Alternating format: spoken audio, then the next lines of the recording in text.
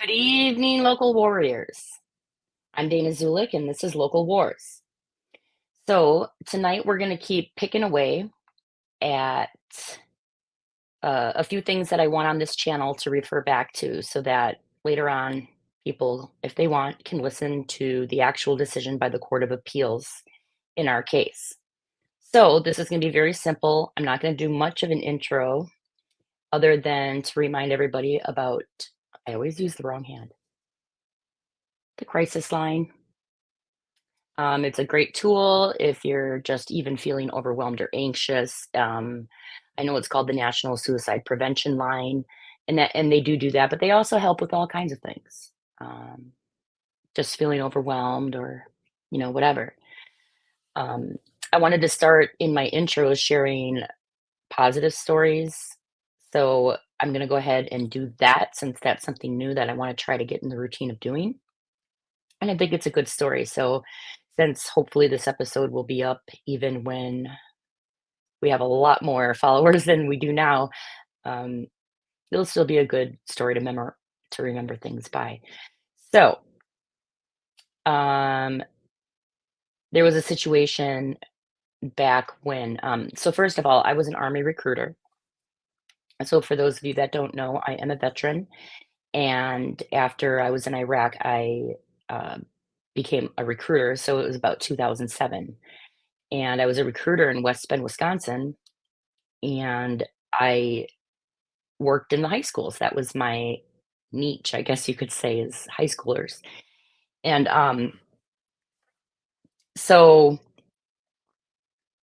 I had this situation where I had met a lot of high schoolers and got to know their families, and a lot of them would stay in touch, even after they joined, and just to catch up if they're back in town or whatever.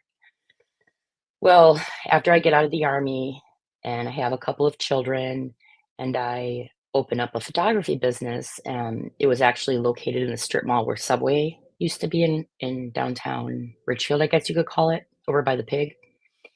And I'm sitting there. The name of my photography studio is my name, right? So Dana Zulik Photography. And I'm sitting there and I hear the door open and I wasn't expecting a customer or clients or anything. So just kind of curious and I look up and I'm like, hi. And I look up and there's this young, very in shape guy. And he's like, hi, Sergeant Zulik. I'm like, hey, what's going on? Took me a minute. I didn't really recognize you. Last time I saw him, he was like a kid, and now he'd been through training and everything like that. Well, he said, I was driving by and I saw your name and I had plans on, um, well, you can imagine. And he said, and I couldn't go through with it, so I planned to do it tonight. I made up my mind. But then I saw it when I was driving by, I saw your name, and I thought, well, maybe I'll just go in and talk to Sergeant Zulik. So that was a situation where we were able to get him help and reach out to the OEF returning vets program at the VA, but the crisis line is an excellent tool because now you only have to remember the 988 part, and if that's what they do, guys. If you don't know what to do or you think it's weird, it doesn't hurt to give them a call. That's what they're there for. So that was my story I wanted to share, and so we're just going to get into it. So tonight we're going to read the case. So I wanted to fill the quarry. Well, the case will explain this all too in the decision, but we had lost at the circuit court level and then appealed. And at the Court of Appeals, this was their decision, and it was unanimous. So we're just going to read it, and then we'll take pauses, and I'll give you my thoughts and opinions on the case because I really can't not do that. Why, Dana? Because I like to share things. What am I doing? That's the best that's probably the best version. Okay, so this is the Court of Appeals decision dated and filed June 28th of 2017. It is appeal number 2015 Alpha Papa 2291, State of Wisconsin. Scenic Pit LLC plaintiff appellant versus Village of Richfield and Jim Healy defendants respondents. Appeal from an order of the Circuit Court for Washington County, Andrew T. Gonring, Judge, reversed and court remanded with directions. So I still remember when this decision came out and I read that first line, I'm like, "What?" It was so exciting, so excited. I can't even tell you guys. It was like I was so excited. Um, okay. Before Neubauer, C.J. Riley, P.J., and Hagedorn. So this was written by Hagedorn, who is now a Supreme Court justice. The siting of landfills is understandably often fraught with controversy. In response, the state of Wisconsin has seen fit to preempt local neighborly battles for the common good by establishing a statewide landfill regulatory scheme. This case concerns the scope of that statewide scheme for solid waste facilities exempt from regulation under Wisconsin Statute 28943 Sub 8. Clean fill facilities via municipality zoning powers and certain other local construction permitting requirements. Scenic Pit LLC sought to open a clean fill facility in the Village of Richfield. The village maintains that a clean fill facility may not be opened and operated at the site Scenic wishes to use because it I should do like exercises before reading. Okay.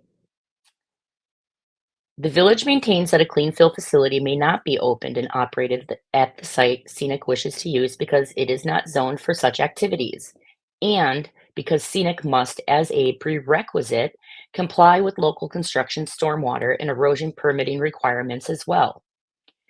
Scenic, relying on DeRosa Landfill Company versus City of Oak Creek, maintains that the Wisconsin Department of Natural Resources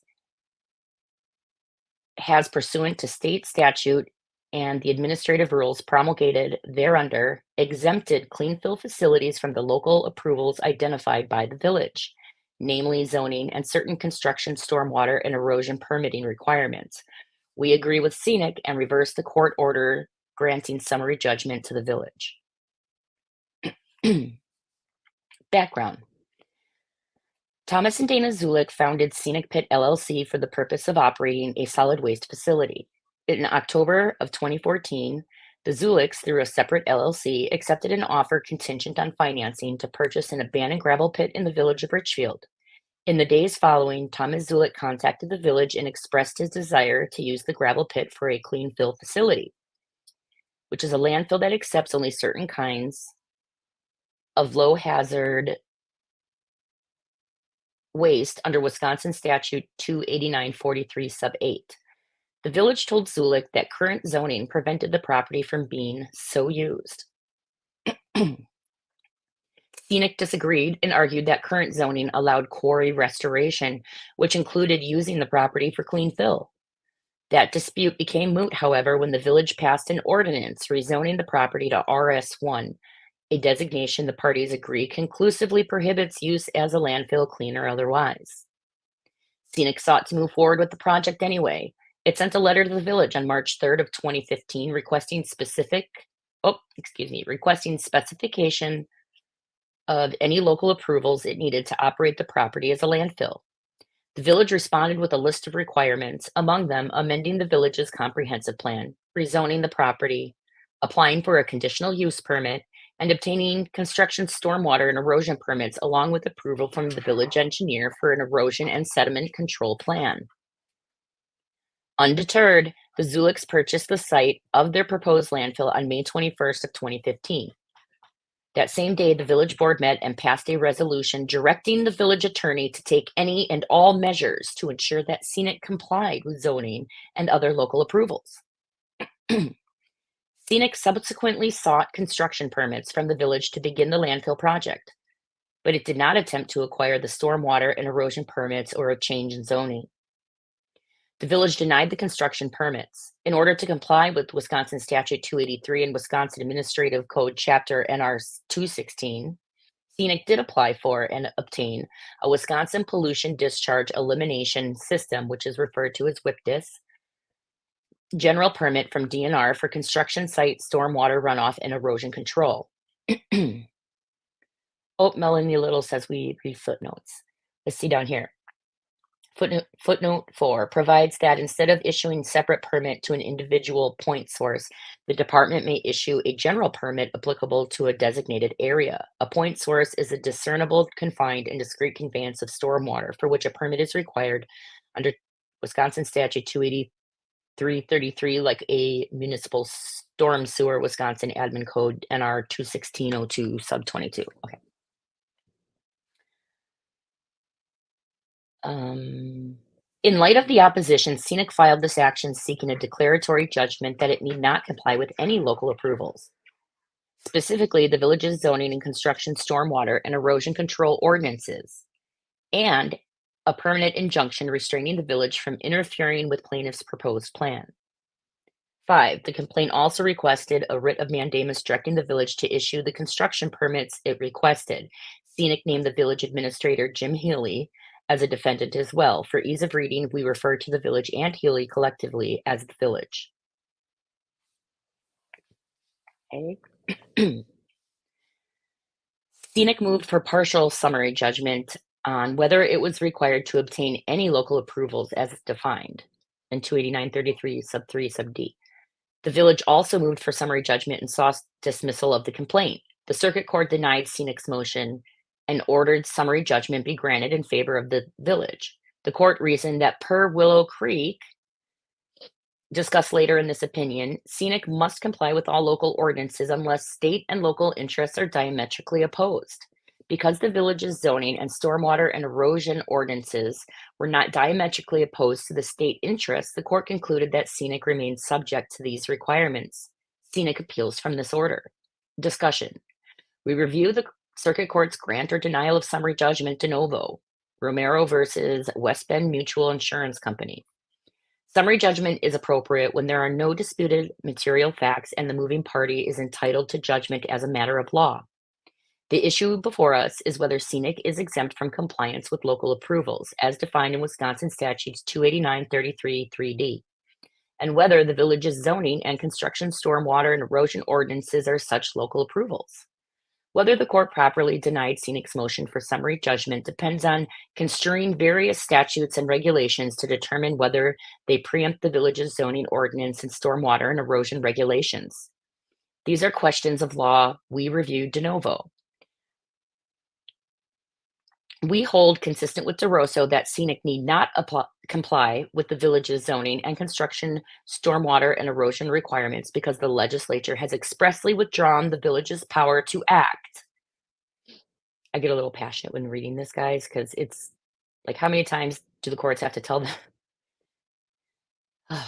The legislature has designated the regulation of solid waste facilities like the one proposed by Scenic a matter of statewide concern, and therefore appropriate for a statewide regulatory scheme.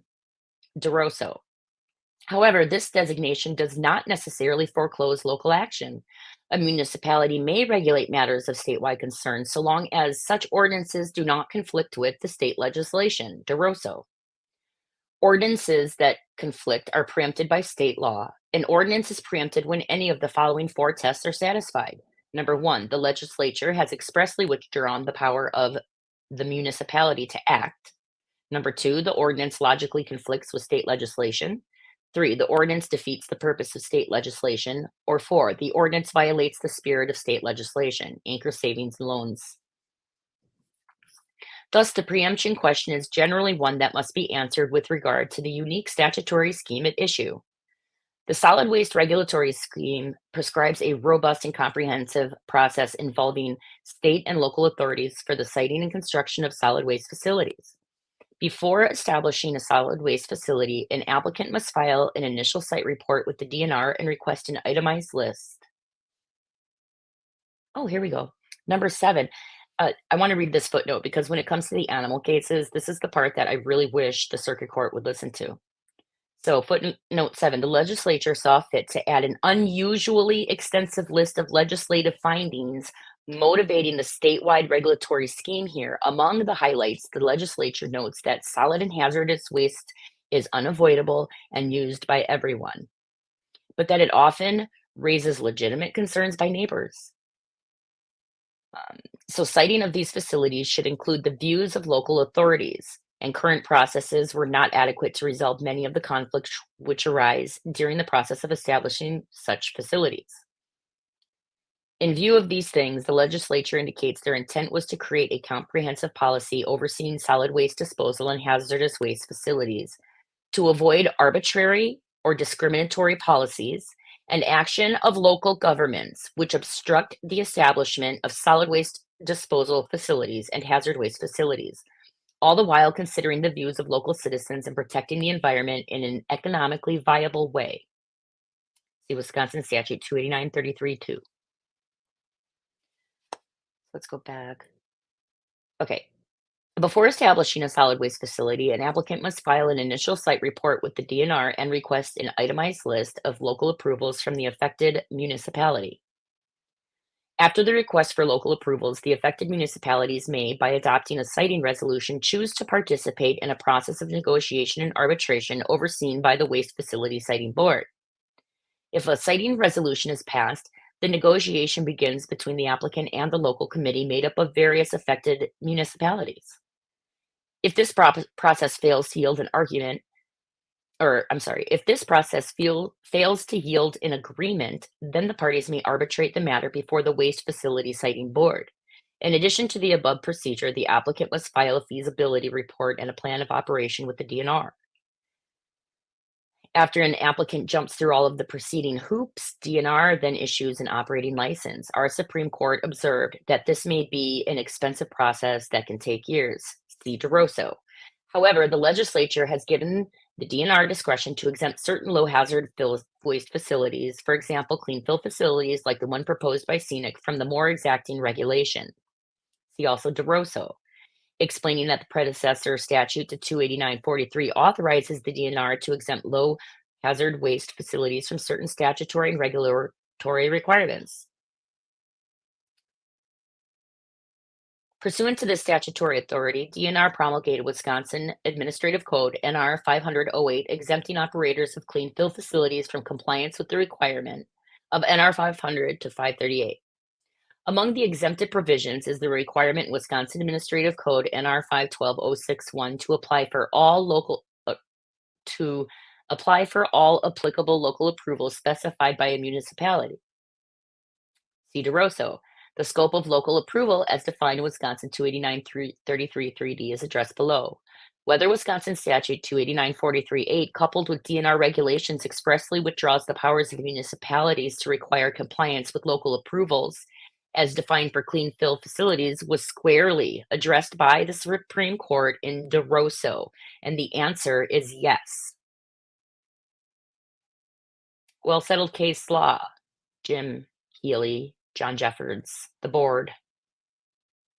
John Macy, you know that already because you're an attorney. You just like to lie to the community and tell them that it was a loophole. We went on a loophole, right? That the law wasn't intended for this reason. Jim Healy, you told that to the news. It says right there from the Court of Appeals.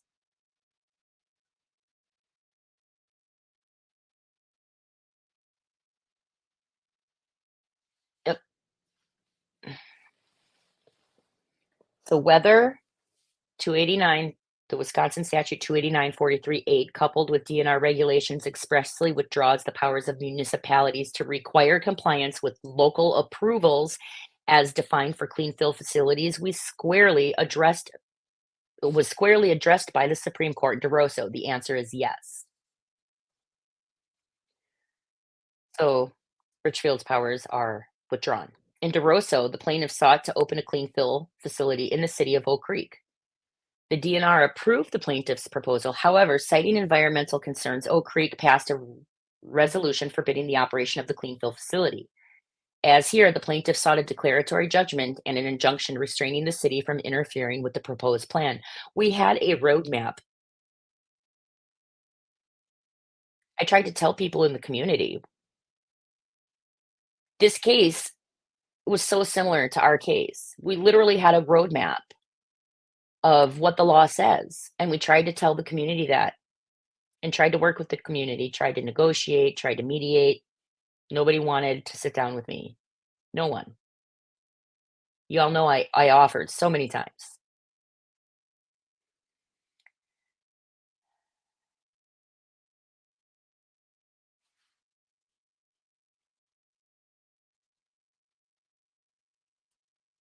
Applying the anchor test, the Wisconsin Supreme Court held that Wisconsin Statute 28943 preempted municipal authority to enforce local approval requirements for clean fill facilities, DeRosa. The court noted that it was an exempt clean fill facility under 28943.8, DeRosa. Its statutory analysis was as follows. With limited exceptions, which are not applicable here, Wisconsin Administrative Code NR 500-08 exempts clean fill facilities from compliance with Administrative Code NR 500 to 538. Consequently, an applicant seeking DNR approval for a clean fill facility is exempt from Wisconsin Administrative NR 512-061, which states that an applicant subject to Wisconsin Statute 28933 shall apply for all applicable local approvals specified by a municipality.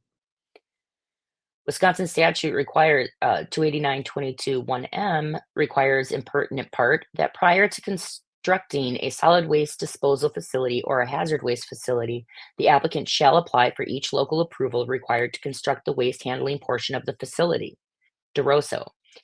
The exemption in NR 500-08 did not, the court explained, simply restore the city's pre-existing authority to regulate within the same sphere. By providing that certain facilities may be exempted from local approval, the legislature has clearly and expressly withdrawn municipal power to act as to exempt facilities such as the plaintiff's site.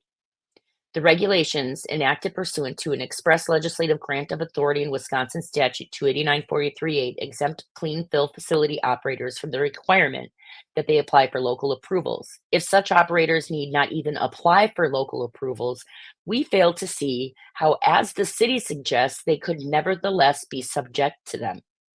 In making the determination that clean fill facilities do not pose significant hazards to health and are therefore entitled to an exemption under Wisconsin Statute 28943.8, the DNR has not ceded jurisdiction or authority, but has proactively exercised its authority to promulgate rules and regulations rendering the exemption effective.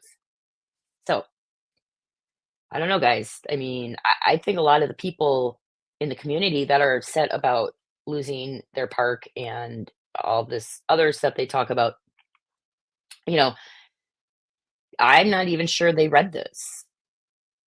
It's just confirmation bias. Is that what? I don't know, but I mean, it seems pretty clear here. I mean, this was not even a close call. John Macy, Jim Healy, John Jeffords, Rad. Okay.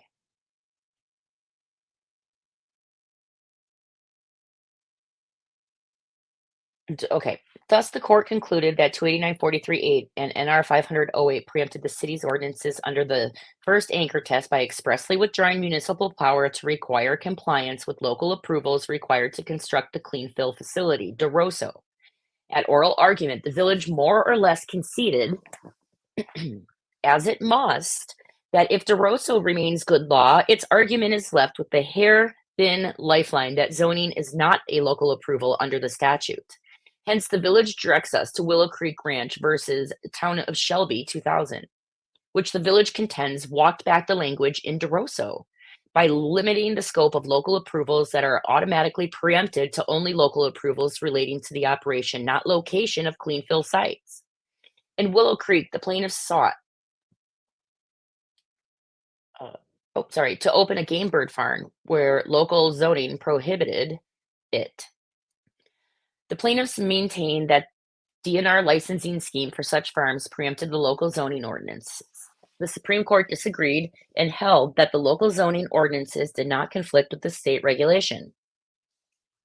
The court noted DeRosso and other cases, but distinguished them because they involve local ordinances that attempt to regulate the identical activity as the state and that are diametrically opposed to the state's policy. Willow Creek, quoting Wisconsin Environmental Decade versus DNR. The village apparently reads this decision as functionally modifying Anchor and establishing a new test in its place to effect that local regulations is allowed. Am I a nerd? Guys, like I'm totally geeky. I'm laughing because this has got to be so boring if you guys aren't a nerd like me and I like love reading this kind of crap. But let me explain why I'm laughing. Um, I'm not trying to insult the listeners either. I'm just saying I'll just explain it.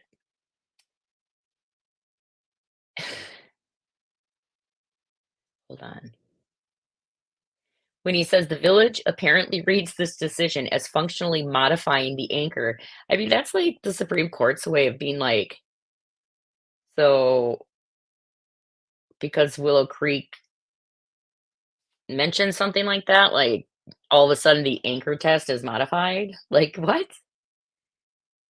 It's one of the four prongs that we just went through earlier in the case. One, two, three, four. If you meet even one, that's it.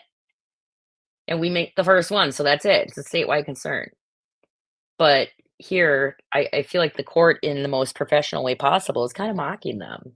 The village apparently reads this decision as functionally modifying Anchor and establishing a new test in its place to the effect that local regulation is allowed, unless it is diametrically opposed to state policy.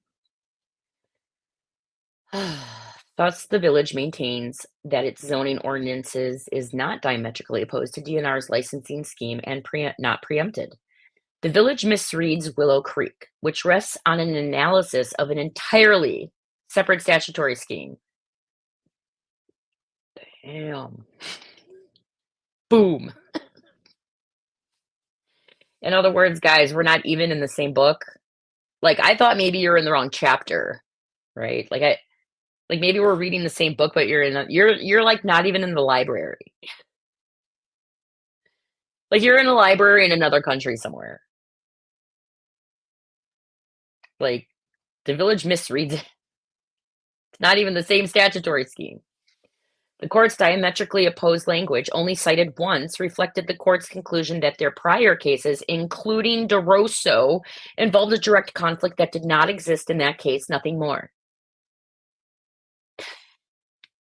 So the case they're trying to use to overturn DeRosso actually helps reaffirm DeRosso. I like the analogy of the Acme. Jeff Gagnon used that at one of the board meetings. He's like, Dana's the roadrunner. The village is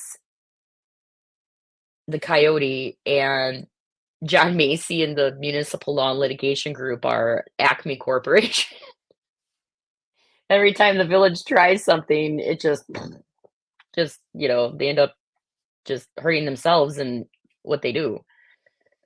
The Willow Creek Court did not expressly or impliedly overrule the anchor preemption tests, nor did it explicitly address the first anchor test we rely on here. It did not expressly or impliedly withdraw any language from DeRosso. It did not address Wisconsin Statute 289-43-8 or Administrative Code NR 500-08 or otherwise alter the statutory analysis conducted in DeRosso. Furthermore, the village's cabined reading, that's like legal for like narrow-minded, close-minded, narrow-minded,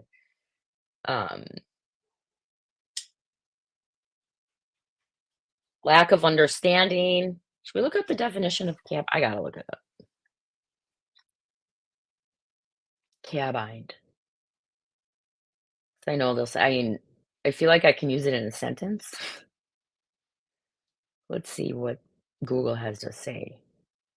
Confined with narrow bounds.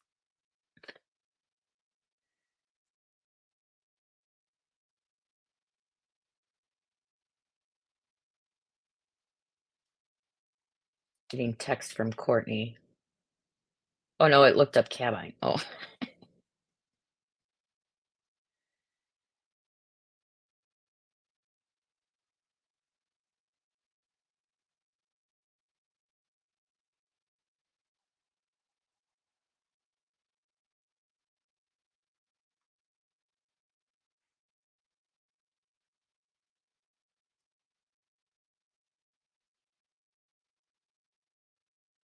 yeah, okay. Furthermore, the village's Cabine reading of DeRosa, I read you what I found. I don't know. I got distracted. I squirreled. Um, is not reasonable or consistent with the statute. If the village is right and clean fill facilities must comply with local zoning, then a municipality could permanently block the construction of a clean fill facility by rezoning to prohibit landfills, or by having no areas zoned for clean fill, or by providing only one or two limited or impractical locations for such facilities. This would be directly contrary to the purpose of Wisconsin Statute 28943. The legislature has provided that so long as the DNR determines that certain low hazard waste facilities do not significantly jeopardize the environment or public health, their establishment should not be impeded by local rule or ordinances. In sum, Willow Creek is in opposite.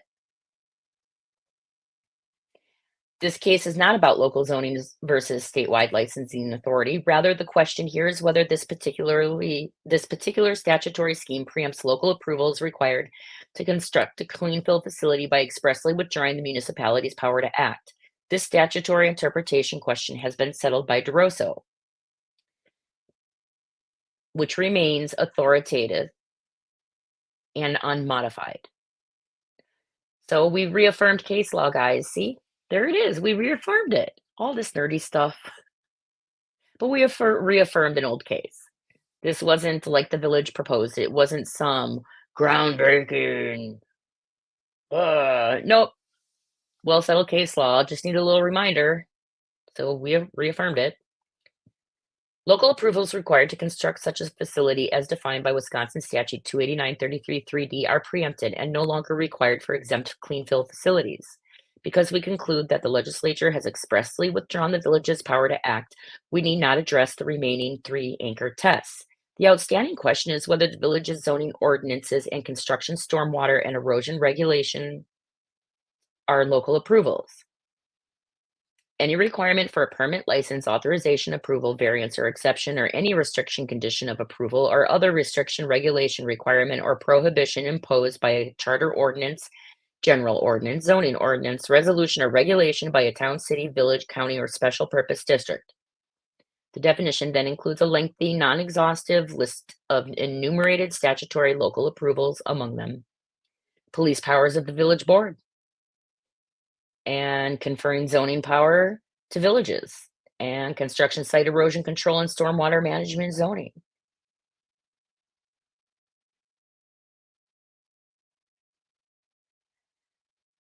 Wisconsin, okay, yep, okay. The zoning ordinances here would seem to squarely fall within the more general structure, any requirement or any restriction imposed by a zoning ordinance. And if there were any doubt, Wisconsin statute 6135 and 6223, which confers zoning power to villages, are explicitly enumerated as local approvals as well. Because zoning requirements are expressly listed as local approvals in the statute, a clean fill facility like the one Scenic seeks to establish is exempt from any zoning requirements. Dot. End of story. Dot. Pretty strong language. The village's zoning argument never grapples with the language of Wisconsin 28933-3D or Wisconsin statute 6135 and 6223, nor does it squarely respond to the statutory arguments made by Scenic. Rather, it offers a doomsday scenario in response. According to the village, Scenic's interpretation would allow a clean fill facility to be sited literally anywhere in Wisconsin, subject to a few limited restrictions imposed by the DNR. But as the DeRosa court noted, DNR has not allowed clean fill facilities to go completely unregulated. Instead, the DNR has established an alternative regulatory scheme designed to ensure that the plaintiff's facility does not compromise the integrity of the environment or the health of the city's residents. DeRosa. The court explained that clean fill facilities must still conform with the requirements of NR 5040434 and that was cited in DeRosa. Among other restrictions, a clean fill facility may not be operated within a certain distance of navigable waters, within a floodplain, or within 1,000 feet of certain roads. NR 50443A through E. These regulations also impose performance standards prohibiting the operation of a clean fill facility where it would have a significant adverse impact on wetlands, cause a take of an endangered or threatened species, have a detrimental effect on surface water or groundwater quality, cause migration and concentration of explosive gases above certain limits, or emit any hazardous air contaminant exceeding the limitations for those substances. In NR 500 or 5040444A through F, additionally, Wisconsin Admin Code NR 500-082 requires that all clean fill facilities shall be operated and maintained in a nuisance-free and aesthetic manner. These regulations make clear that the free-for-all scenario the village paints is a tad overstated. DeRosa pointed out that DNR retains significant control over the siting of clean fill facilities through its regulations. Thus, we do not think interpreting Wisconsin 289-43-8 as preempting local zoning leads to absurd results or is otherwise an irrational reading of the statute. Leaving the regulation of clean fill facilities to DNR may or may not be good policy, but it is what the legislature and DNR have done through statute and administrative rule as interpreted by the Supreme Court. And that is what must dictate the outcome. Must. Finally, the parties dispute whether the stormwater and erosion permitting requirements contained in the Village of Richfield Municipal Code 167.8 and 167.23 are preempted. Sections 167.8 and 167.23 both concern pre-construction permits. Because the necessary permits were not obtained, the village insists that the project cannot proceed. Wisconsin Statute 283 and Wisconsin Admin Code 21607, the village asserted basis for sections. I'm going to stop with the numbers, guys. It stops now. You'll get the point. If you want to read it and go look into the nitty gritty, you can do that. But I'm going to stop reading all the numbers. Okay. Are not specifically enumerated in the definition of local approval. However, the definition indicates it is not limited to enumerated statutes, including without limitation because of enumeration. This is what I was explaining to the courts in my animal at large cases, is that they said that I was taking the decision of the Court of Appeals too broad. And they consistently say over and over, it indicates it's not even limited to the enumerated statutes. It's broad. It's super broad, including without limitation because of enumeration. So even if it's not listed, which animals at large are, anyways, either way, it doesn't matter if they are or they're not. It's broad. It encompasses it. Okay. Thus, we must look to the first part of the definition. It's exceptionally broad. Oh, there you go. There, they said it right there. Its exceptionally broad and inclusive language, in our view, fairly excludes the village's pre-construction stormwater and erosion permitting requirements. A local approval includes any requirement for a permit, any restriction, regulation, requirement, or prohibition imposed by a general ordinance, and any resolution or regulation by a village. Among the enumerated local approvals are general ordinances enacted by the village board pursuant to the village's police powers granted in Wisconsin Statute 6134 and regulations regarding construction site erosion control and stormwater management. The same subject matter as the village's regulation.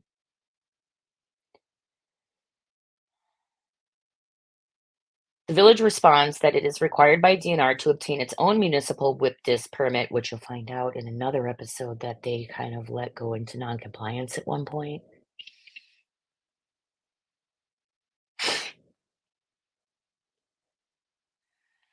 Anyway, a point source permit for its municipal storm sewers. The village declares that the requirements of this municipal whip disc permit obligate the village to maintain a program to detect and remove illicit discharges into the municipal separate storm sewer system and a program to regulate stormwater runoff from construction sites. The village asserts that it complied with these obligations by enacting ordinances. The village argues that interpreting the code as exempting scenic from compliance with the village's own permitting process undermines its obligations. So the village is like, bro, like DNR, if you take the hall pass you gave me away, I can't monitor the hall anymore. I'm required. Like, you guys are making me. Like, what do we do? DNR is like, I guess we have to listen to the court's like the parents, principal of the school.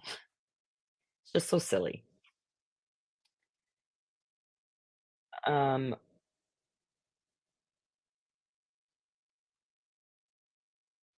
okay, here we go. Although the regulations governing the village's WIPTIS permit are complex, you ready for this next burn? This is burn geek court style. The village's argument is underdeveloped at best, and we need not address it at length. Explaining that we will not serve as an advocate by developing a party's argument for them. How much do you guys give our attorneys again? Richfield taxpayers, how much for this case? This well-settled case law that Richfield decided to just go after and mislead the community like it was some close call. It wasn't even kind of close. And if people think I'm gloating, that's okay. I mean, I kinda earned it at this point, right? Because we knew from the beginning it wasn't something brand new. I guys, people are like, "How could you take such a big risk?" It was not a b this is well-settled case law. I literally had, like I bet you it was at least 10 attorneys look at it. I bet you. You know, friends of cousins, friends of sisters, I don't we had a lot of people look at it and they're like, "Yeah, no, you're gonna win in the court of appeals." I mean, basically, the circuit court in Washington County is like, "Yeah, we don't wanna be hometown. Like, we're just a hometown. We're gonna hometown you." So, Dana Zulik, Scenic Pit, you're good. Like, you can't be here because they don't so we know you're probably gonna win later. I think the judge literally in his decision at the circuit court level was like, "I admit it's a close call," and like, "I'll just let the court of appeals sort all of it out." Do your job. Wasn't even he knew it wasn't a close call, come on. The village does briefly explain the requirements of its municipal WIPDIS permit, but as with its zoning argument, it fails to address the real issue, whether the sections are local approvals as defined in the Wisconsin statutes. And furthermore, the village does not explain why Scenic's WIPDIS general permit, which provides coverage for Scenic's construction site, does not already satisfy the relevant DNR imposed requirements. The statute provides that DNR may issue a general permit instead of issuing a separate permit to an individual point source. The village has not shown this to be a regulatory vacuum.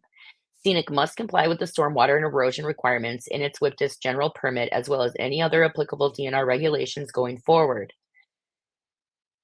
The administrative code merely exempts Scenic from the village's local pre-construction stormwater and erosion permitting requirements expressed in the village ordinances. In short, the village fails to muster any meaningful argument regarding the definition of local approvals or otherwise identify why its pre-construction stormwater and erosion permitting requirements are not preempted.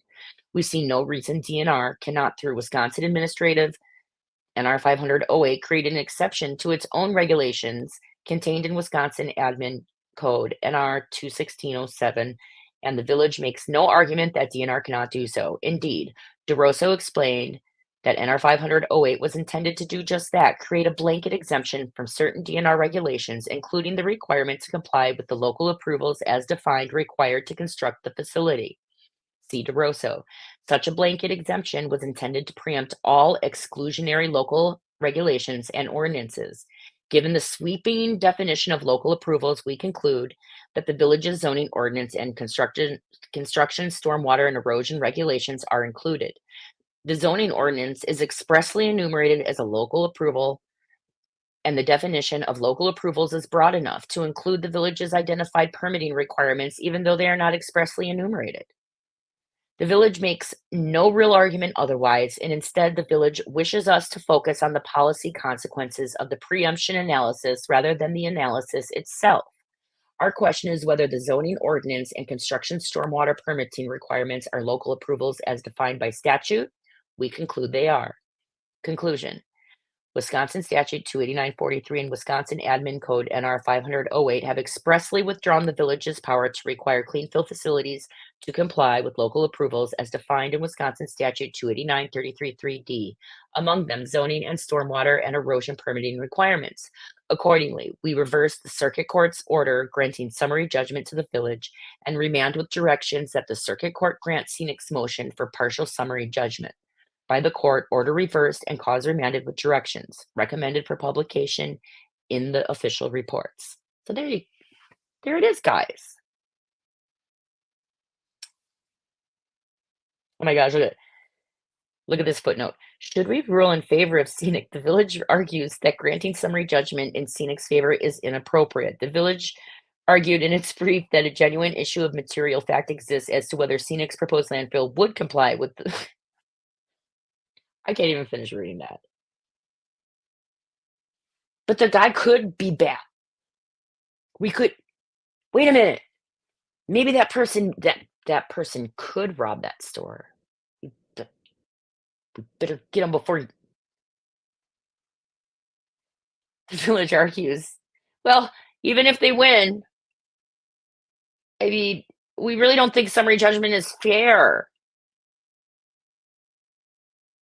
because there's a material fact that exists, and it's whether or not Cena can even do this in the And see, look how bad she's done. She's done terrible. See, we told you. I mean, it doesn't matter that we're gonna do shady things like look for species that don't exist and put together groups that collude with the village to illegally surveillance me, set up a job to take so that I would take contaminated fill. We went over that in the last episode. If anybody's curious, you can go back and watch that one. I do my best to title the episodes on what each episode is about. And hopefully, just like everything else, it'll just keep getting better the longer I do this. I have to admit, I really do love briefs. I'm sitting here though thinking during the whole thing, I'm like, I don't think my viewers are going to really enjoy listening to me read all of this. But nonetheless, it's necessary. We need it on the channel. If you're like me, I like to listen to things being read out loud. It's much easier than just sitting and listening or reading. So at least, anybody who might just, be putting in their headphones, working out, whatever, if you like to listen to geeky things like me, you can go back and listen to the DeRosso case. Or I'm sorry, well, that one too. But the Village of or the Scenic Pit versus Village of Richfield. And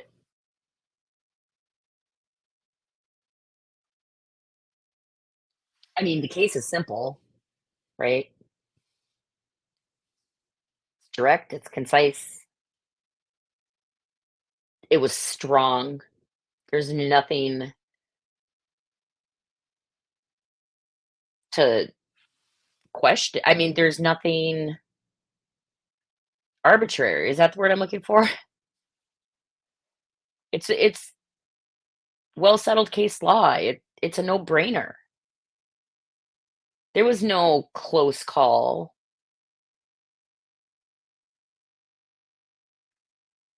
There's a gentleman in the community that the other day that commented, "Oh, I'm not going to watch your channel and all your propaganda." I'm like, "Who's got the propaganda? I have the truth on my side. I have the Court of Appeals decision. They had an oral argument. The Court of Appeals, out of thousands of cases, takes like 1, 2, or 3 at most oral arguments a year. And this was important enough that they heard it. And then they said, no, circuit court. This is well settled case law. What are you doing? Look at how many times DeRosso is cited in that case. I mean, it's literally the roadmap. There was no way we were going to lose that case.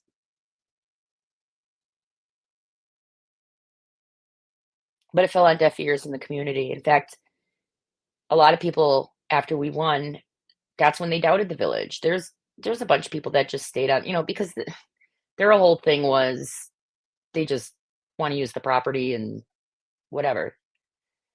But other people in the community kind of made them, turn their heads a little bit like, wait a minute, how did Scenic win? Wait, what? Maybe what all the stuff the village is telling us isn't true, right?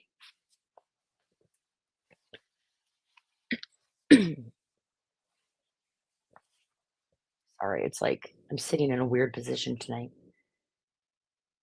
So my hip keeps getting locked up or something. When I was in basic training, I had this girl I got stuck with. I was like, "Oh, damn. Hopefully she never watches this podcast. Like, what if she." Anyways, I got stuck with her, and all she kept yelling was, "My knees are locked. My knees are locked." And I'm like, "Oh my god, I didn't even ever hear it like that before." I'm like, "Are they dislocated? Like, did your is your leg falling off? Like, my knees are locked." And I literally had to like fireman carry her ass to the talk, like in the middle, it was like raining. I had like no sleep, and there's this broad, and I'm like, how is she gonna make it through this? Like, what the damn? Get it together. Get it together. Um, that was funny. I was just thinking about that field training exercise. It was really interesting. That's when the war in Iraq started. Was like the road march to that site. So literally, we're road marching. The war in Iraq starts. The drill sergeants are like all pumped and ready to go, but they're stuck on drill sergeant detail. I remember our platoon sergeant at basic, he was like pissed off the whole time, just yelling at us. He's like, I'm supposed to be over there with my unit. I'm stuck here with you assholes. He's just, he was so bad. It's like the last week you're there, and anyone who's served, you're like cleaning your equipment, turning in crap, and so like we're just sitting there, and he just talked our ears off, pissed off. All of you are probably gonna get to go before I ever get to go. And yeah. So, anywho, that was the DeRosso case. Or why do I keep saying DeRosso? That was the Scenic Pit versus Village of Richfield case. Sorry if it was boring, but it is what it is. Um, Hopefully, we'll be able to do a live episode every day.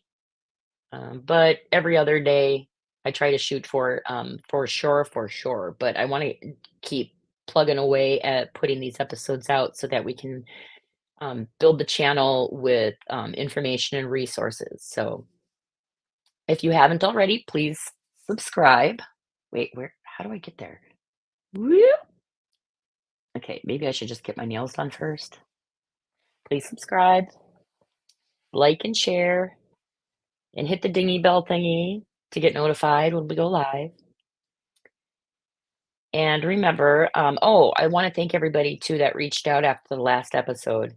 Yeah, I think I might have disassociated on camera. I went back and watched it, and I was like, I literally tried to delete it, and my mom's like, "No, it's raw, it's real. Keep it up, and don't let that shame creep in." Right? So I left it up, but yeah. Remember, wait, crisis line if you need it, or a friend. Don't be shy; they're there for you. Thank you for joining me on Local Wars. I'm Dana Zulik, and I love each and every single one of you, whether you believe me or not. Good night.